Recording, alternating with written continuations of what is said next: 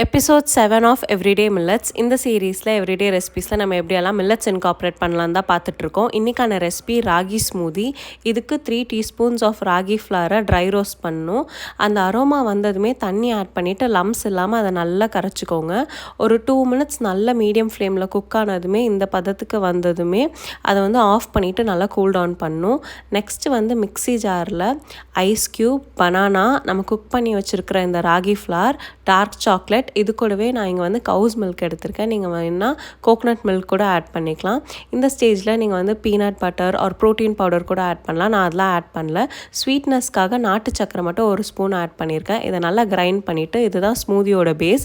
இதுக்கு மேலே நீங்கள் ப்ளே அரவுண்ட் பண்ணலாம்.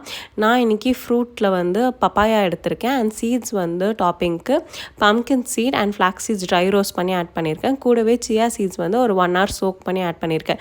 நீங்கள் எப்படி வேணால் கஸ்டமைஸ் பண்ணிக்கலாம். செம்ம டேஸ்டியாக இருக்கும். உங்களுக்கு டீட்டெயில் ரெசிபி வேணுன்னா ராகின்னு கமெண்ட் பண்ணுங்கள், நான் சென்ட் பண்ணுறேன்.